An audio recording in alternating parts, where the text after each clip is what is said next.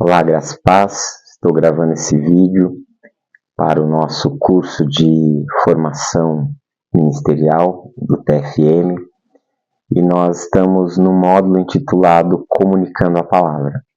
É um módulo onde nós estamos estudando sobre pregação. E nessa aula eu quero falar sobre o sermão expositivo.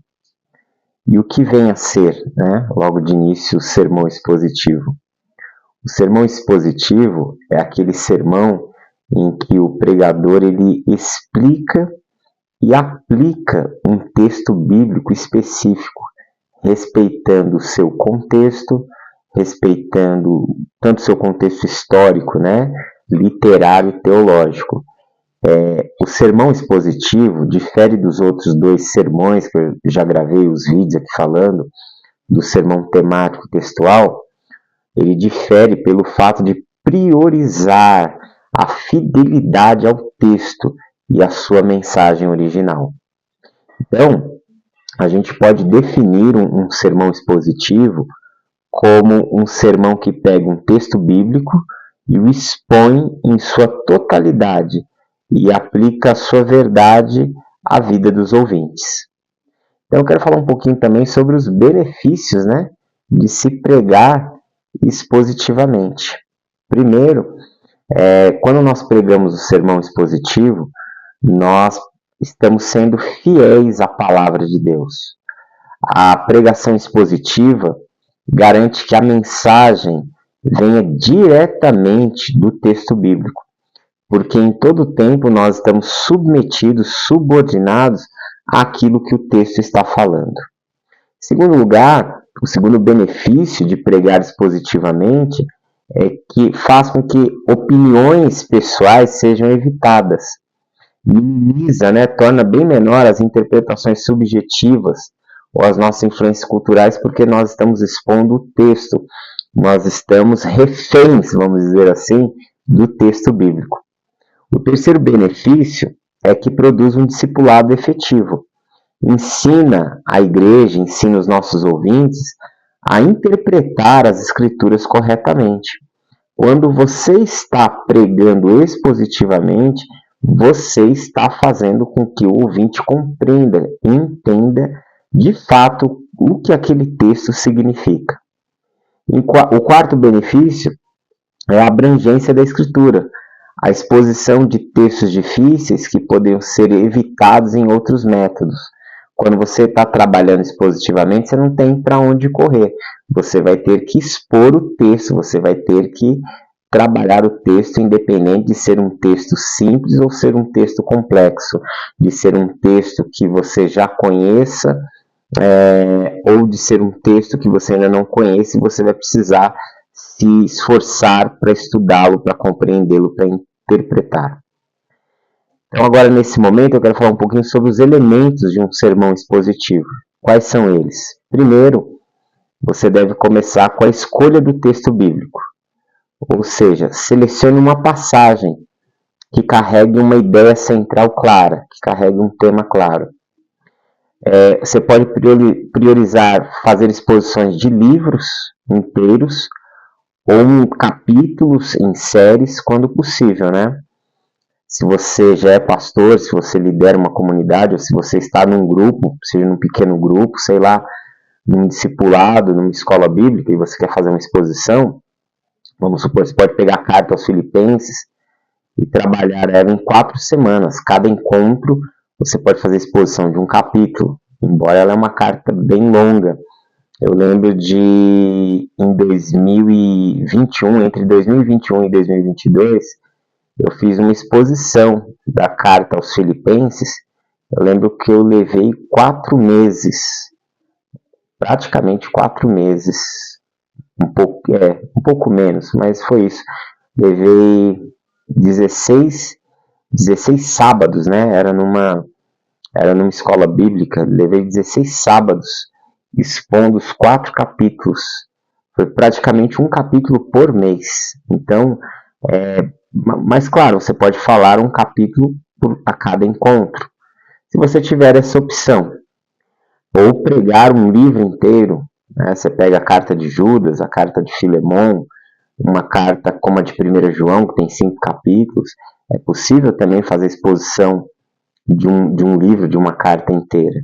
Mas você também pode fazer pregar expositivamente, escolhendo uma passagem mesmo, trabalhando uma passagem de forma expositiva. Lembrando que ao escolher a passagem, você precisa considerar que essa passagem está dentro de um parágrafo, entendeu? Então esse parágrafo pode ser um pouco extenso. Ainda que você não leia na igreja todo aquele parágrafo extenso, que você leia um versículo, 2 ou um trecho apenas, mas você tem que pregá-lo de forma completa. Você tem que pregá-lo explicando a totalidade daquele parágrafo para os seus ouvintes. Tá? Então, o primeiro passo é a escolha do texto. O segundo é o estudo do texto, que nós chamamos isso de exegese, a ciência pela qual a gente estuda, analisa uma determinada passagem. E como nós vamos estudar esse texto? Quais são os pontos que nós vamos trabalhar ali? Nós vamos estudar o contexto histórico e cultural, que é o pano de fundo, que é de suma e vital importância para que você faça uma exposição bíblica. Ou seja, isso vai estar atrelado com quem escreveu, para quem escreveu, quando escreveu, por que escreveu. Ou seja, você vai reconstruir o mundo ali, o ambiente histórico onde aquele texto foi escrito, ou onde ele foi lido, ele foi recebido, ele foi crido, né? Ele foi aceitado, recebido, ok? Você vai trabalhar todo esse pano de fundo conhecendo o livro, do que fala o livro, qual o tema central, para que você trabalhe aquela passagem, uma passagem específica, você vai ter que entender o conteúdo maior, ok? Isso é muito importante na exposição bíblica, é de suma importância, isso não pode faltar. Segundo, você vai trabalhar o contexto literário. O contexto literário, os versos que vêm antes, os versos que vêm depois, né, aquilo que a gente chama de contexto, o contexto imediato. Nós já vimos isso no módulo de estudando a Bíblia, né, conhecendo a Bíblia, o que é um contexto, ou seja, aquilo que está próximo. E não só conhecer o que está próximo, entender se aquele texto ali que você está trabalhando, ele não carrega um gênero literário, tipo, ele é uma narrativa, ele é uma poesia, ele é uma profecia, ele é uma literatura de leis, ele é uma literatura epistolar, é um gênero de cartas, ele é um gênero apocalíptico. O que ele é? Você pode muitas vezes estar pregando uma narrativa, estudando, analisando uma narrativa, e dentro da narrativa ter poesia, ter profecia. Então você precisa entender todo o contexto literário, o que está sendo trabalhado, o que está sendo explicado, quais são as ideias. Se você está lendo uma narrativa, da onde o personagem vem, para onde vai, se isso acontece no texto, quais são os movimentos. E para isso eu criei vários questionários, né? Várias ferramentas de análise para que você possa trabalhar isso ao longo desse curso, ok? Depois, palavras-chave. É muito importante você trabalhar algumas palavras, ou seja, analisar aquelas palavras na sua escrita, vamos dizer assim, original, onde estavam suas primeiras cópias. Nós sabemos que o texto da Bíblia do Antigo Testamento foi escrito em hebraico e aramaico, e o texto do Novo em grego. Então, hoje você tem a Bíblia, você tem o texto, é possível se ter acesso a esses textos, existem várias ferramentas onde pode te mostrar aquela palavra no original. Então, você tem lá a palavra amor, em hebraico é ahavá, em grego pode estar sendo usado para amor o termo de ágape, pode estar sendo usado outro termo, pode estar sendo usado filéus, entendeu? Então, entender o que significavam essas palavras no seu contexto original para aquelas pessoas, se aquela palavra ela expressava um sentimento, se ela expressava uma ação. Por exemplo, quando você pega amor no grego e você tem no texto, por exemplo, de 1 Coríntios capítulo 13, amor ali é a tradução de uma palavra chamada ágape. Então, ágape fala de um serviço, de uma prestação de algo que você faz de forma desinteressada, de uma situação onde você se doa ou dar algo sem esperar em troca. Mas em Filadélfia, quando fala do amor lá, está falando de filos, ou seja, daquele comprometimento com o outro, daquele cuidado para com a vida do outro, né?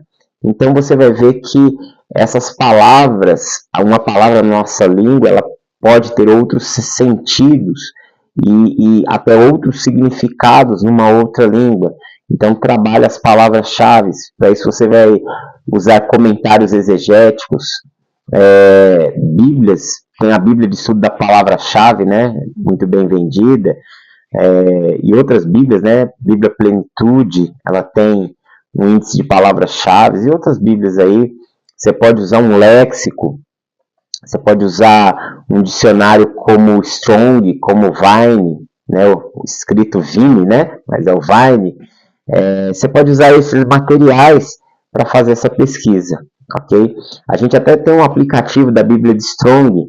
É muito simples, você baixa ali, você coloca ali na Play Store Bíblia Strong, e você baixa o aplicativo e ali você tem a Bíblia, e aí você clica na palavra ali, ela vai estar ali marcadinha em azul, e ela já abre o sentido dela original. Uma ferramenta muito útil, muito prática, e que você não vai pagar absolutamente nada, só o trabalho de baixar no seu celular, ok?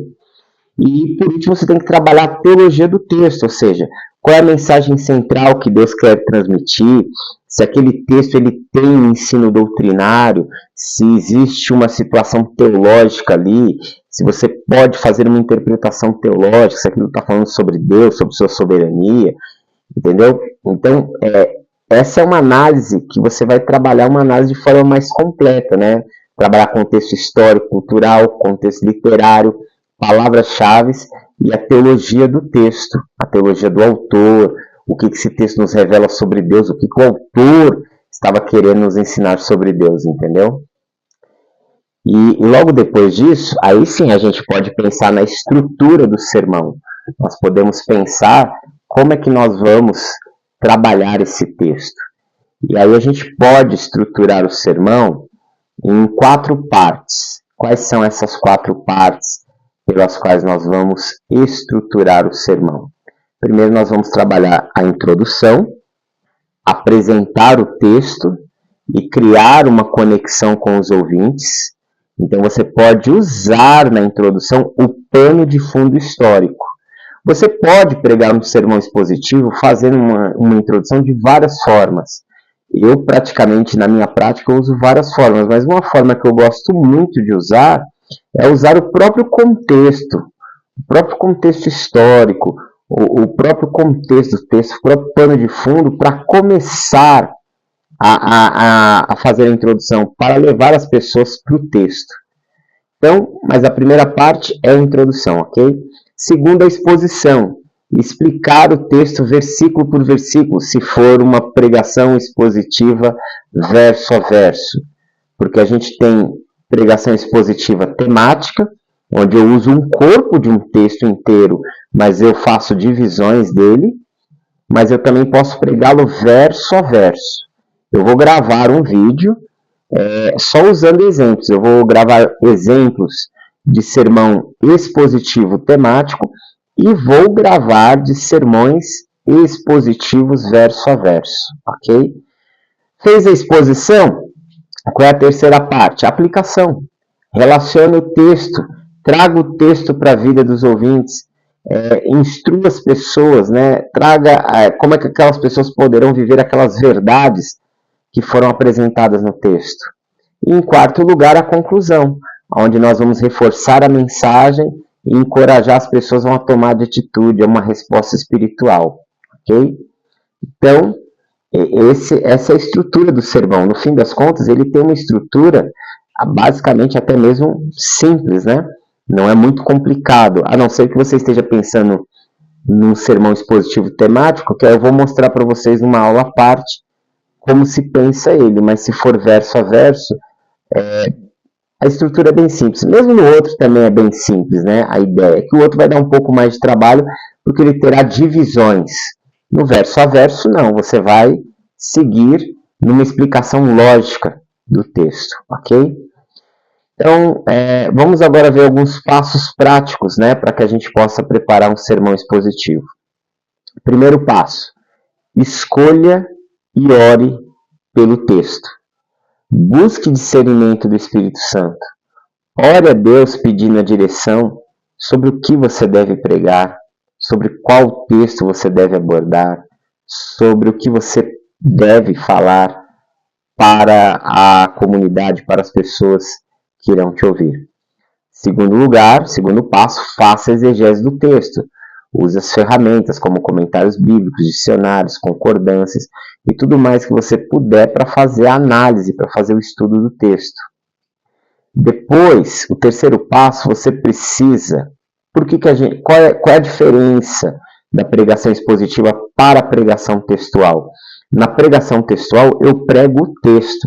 Eu trabalho o texto como eu estou lendo ali, como eu estou vendo, né? O texto está ali e eu trabalho os elementos do texto. A exposição, você precisa encontrar a ideia central.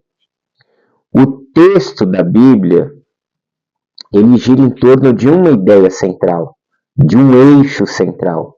E a passagem, ela tem essa ideia central. Em homilética, os professores de homilética, escritores de livros de homilética, chamam isso, né? O Charles Randall Robinson, no seu livro, ele chama isso de ideia exegética, ou seja, a ideia central, ou seja, é o eixo pelo qual o texto está sendo construído, ele está sendo ali escrito para falar sobre aquilo, aquela ideia principal. Então você precisa encontrar essa ideia principal do texto, tá?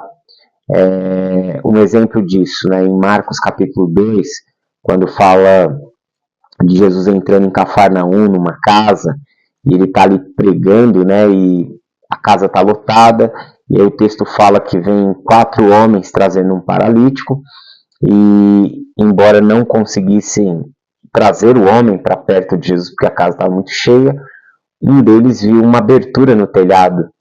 E aí o que eles fizeram? Pegaram aquele homem paralítico, amarraram, né, a maca deles e colocaram, trouxeram até em cima da casa e depois desceram o homem pelaquela fresta no telhado e ele estava diante de Jesus, né, foi colocado bem à frente de Jesus.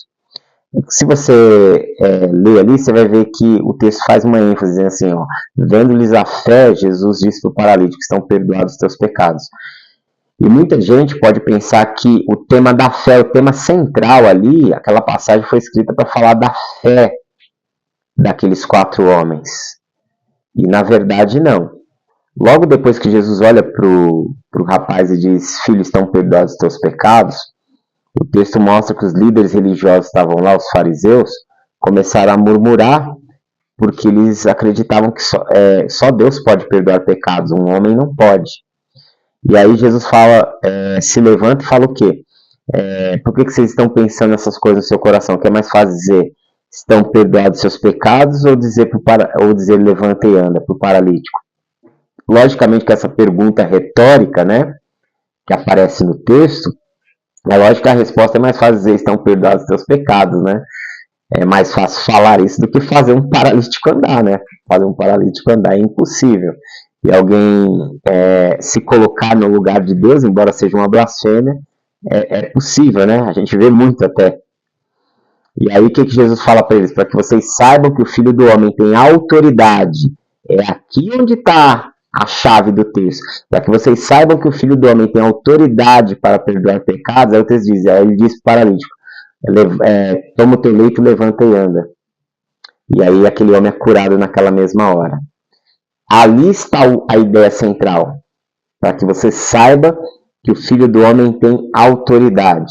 Qual é a ideia central desse texto? Mostrar que Jesus é o Cristo, mostrar que Jesus é o Filho de Deus. Então ele tem a mesma autoridade do Pai. É isso que é a ideia central do texto. O texto ele gira em torno disso. Então você precisa, em cada texto que você for analisar, encontrar essa ideia central. Depois, no quarto passo, o que você vai fazer? Desenvolver a estrutura, que é aquilo que eu falei no ponto anterior, né? Trabalhar a introdução, o corpo, né? a introdução visa você preparar para o corpo do texto, ganhar a atenção do ouvinte. Depois você vai trabalhar o texto, explicar o texto, né?